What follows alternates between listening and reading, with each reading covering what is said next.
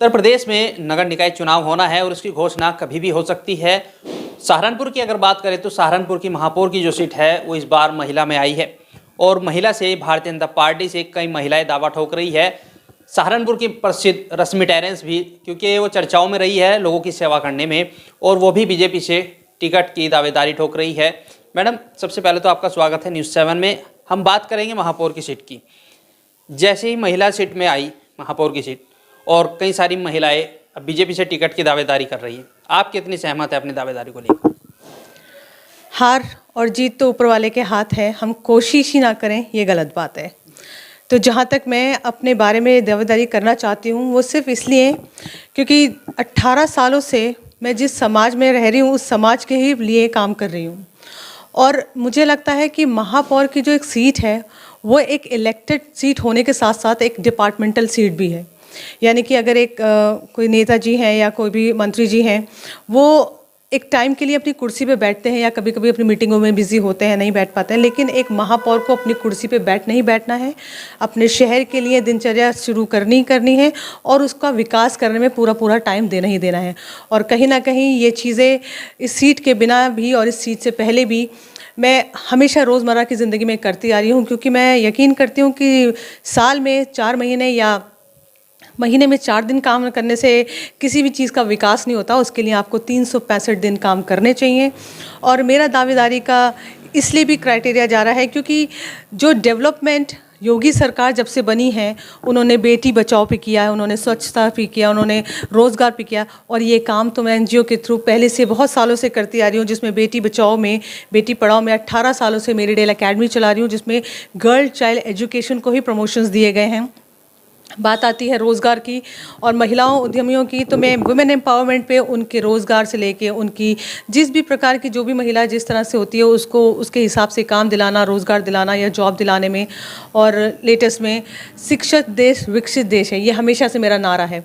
तो मैं इन सारी चीज़ों पे काम करना चाहती हूँ जो आपको मेंटली डेवलप करता है, फिज़िकली डेवलप करता है, आपको स्पिरिचुअली डेवलप करता है, और आपको सिटी वाइड आपकी क्लीन ईटिंग, आप प्लांटेशंस हैं, ग्रीनटेशंस हैं, बहुत सारी ऐसी चीज़ें हैं जो कि आपके डेवलपमेंट सोर्सेज में आती हैं। स्मार्ट सिटी डेवलपमेंट पे जब प्रोजेक्ट्स पे काम चल रहा था, पौधों पे काम चला है, प्लांटेशंस पे काम चला है, या जितनी भी चीज़ें जो human welfare and city welfare में चली हैं, मुझे लगता है मैंने हर एक चीज़ में काम किया हुआ है विद प्रूफ।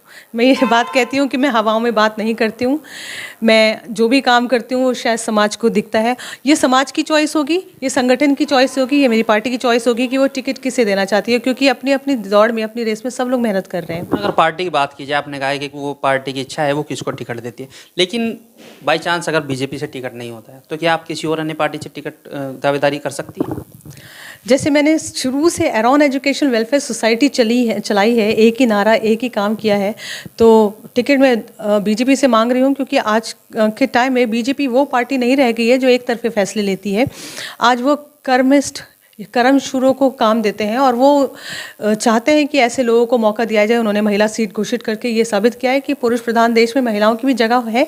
और क्योंकि अगर सीट बीजेपी से नहीं है तो शायद मैं दूसरी चीज़ों से अभी नहीं लेना चाहूँगी, मैं अपने काम में उसी तरह दृढ़ रहूँगी जिस तरह थी, क्योंकि एक पार्टी का फ्रंट चेहरा ना बनते हुए भी पार्टी की और योगी सरकार की, योगी मुहिम की हर एक मुहिम को मैंने अकेले भी लीड किया है। जैसे कि फ़िलहाल में हुई थी तिरंगा रैली, योगी सरकार से आई हुई थी, जैसे मिशन शक्ति, जैसे कि स्वच्छता सर्वेक्षण, मेरी हर जगह लीड रही है जो मैंने खुद सामने से आके किया है। नगर निगम के साथ मैक्सिमम मुहिमों में मैंने ही काम किया होगा। तो वो लालच ये नहीं है कि आपको महापौर बनना है, लालच ये है कि आपको अपना सिटी डेवलपमेंट करना है। और मैं बीजेपी से मांगना चाहती हूँ, क्योंकि मैंने अभी तक बीजेपी के लिए ही, चाहे वो बैक सीट पे रह के काम किया हो या फ्रंट सीट पे काम किया हो, उनके पहले महापौर और पार्षद के चुनाव में भी मेरा वार्ड 34 पड़ता है, उसमें पूरी इलेक्शन रैलीज़ कराना, सब कुछ में पूरा पार्टिसिपेट किया है। देन अगेन अभी हमारे एमएलए के इलेक्शन थे राजीव गुम्बर जी के, उनके साथ पूरा मेरी पूरी कम्युनिटी का वोट बैंक्स हैं जो कि हम लोग एक तरफा डालने की पूरी कोशिश करते हैं, उसमें पूरी तरह से उनका साथ देना, सहयोग देना। और सबसे बड़ी बात यह है कि जो सोच ऊपर हमारे मोदी जी लेके चलते हैं, वो योगी जी लेके चलते हैं, वो सोच पे तो मैं पता नहीं कितने सालों से पहले से ही काम कर रही हूँ। मैम, अगर बात करें, आप लगातार कई सालों से समाज सेवा कर रही हैं, लेकिन समाज सेवा से उठ के अब राजनीति में आना कैसे दिमाग में आपके ये आइडिया है? मैं इस चीज़ को क्लियर करती हूँ कि राजनीति एक बहुत बड़ा प्लेटफॉर्म है और महापौर एक पर्टिकुलरली सिटी के लिए है। तो मैंने अभी राजनीतिक में पूरी तरह कदम रखने से पहले एक सिटी प्लेटफॉर्म पे कदम रखने की कोशिश की है, क्योंकि राजनीतिक में आना बहुत बड़ा निर्णय होता है, ये सच है। क्योंकि मैं हमेशा समाज सेवा में काम करती आई हूँ और यकीन करती हूँ कि जो भाव से, जो बल और मन से लोगों को जोड़ा जाता है वो समाज सेवा है।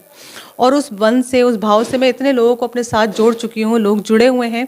और मेरा अभी फ्रेम राजनीति की वो टॉप प्लेट पर नहीं आने का नहीं हुआ है, क्योंकि अगर मुझे राजनीतिक में पूरी तरह आना होता तो जितना नाम समाज सेवा में कमा चुकी हूँ, अब 18 सालों में राजनीति में कमा चुकी होती। लेकिन जो मेयर की सीट है वो सिटी डेवलपमेंट पर है, और पहले छोटा सा अंश को पूरा कर लेते हैं, फिर देखते हैं कि आगे बढ़ने का क्या मौका होगा और ईश्वर कहाँ ले जाएगा हमें।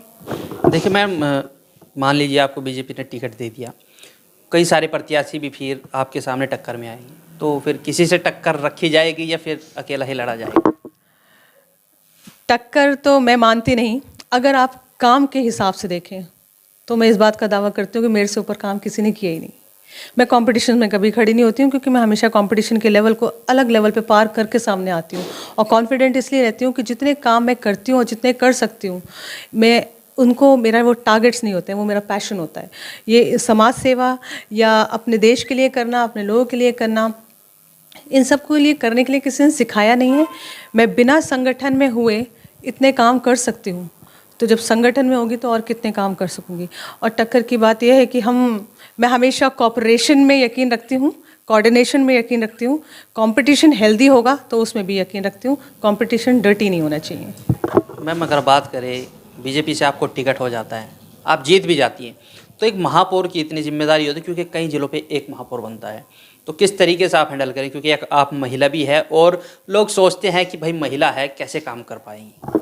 मैं आपको पहले इस चीज़ की एक ज्ञान देना चाहूँगी। जिला सहारनपुर में 11 ब्लॉक हैं और 11 ब्लॉकों में एरॉन एजुकेशन वेलफेयर सोसाइटी की टीमें काम कर रही हैं, जिसमें 11 ब्लॉकों में महिला सशक्तिकरण को लेकर जीविका सेंटर्स पे काम चलाया जा रहा है, जिसमें महिलाओं को सिलाई, कढ़ाई, अचार, पापड़ ये सब बनाना दिखाया जाता है, जिसमें मटेरियल हम पहुँचा के आते हैं, बना के वो देते हैं और उनकी लेबर उन्हीं जाती है। सेकेंडली, एरॉन पाठशाला के नाम से वहाँ पे स्कूल चल रहे हैं, जो कि फ्री स्कूल है, स्किल्ड क्लासेस के रूप में, जिसमें बच्चों को कार्यकुशलता सिखाई जाती है। तो यानी कि पार्टी में आने से पहले ही पार्टी का या हमारे अपना इतना बैकअप है कि आप अभी किसी संगठन में या अभी पॉलिटिकली आप आए नहीं हैं, लेकिन आपकी टीमें ऑलरेडी काम कर रही हैं। और इसी वजह से एरॉन एजुकेशन वेलफेयर सोसाइटी एक व्यापक रूप से जिला सहारनपुर में काम कर रही है, जिले से बाहर भी काम कर रही है।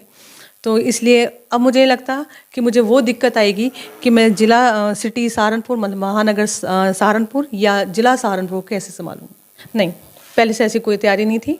मैं अपना काम करने में यकीन करती हूँ। अगर मुहिम किसी की भी चल रही होती, मैं काम कर रही होती, लेकिन क्योंकि महिलाओं की सीट आई थी, और मैं यहाँ पे कोई शक नहीं जताऊंगी कि मेरे से ऊपर कोई महिला इतना काम कर रही होगी जितना मैं खुद कर रही हूँ।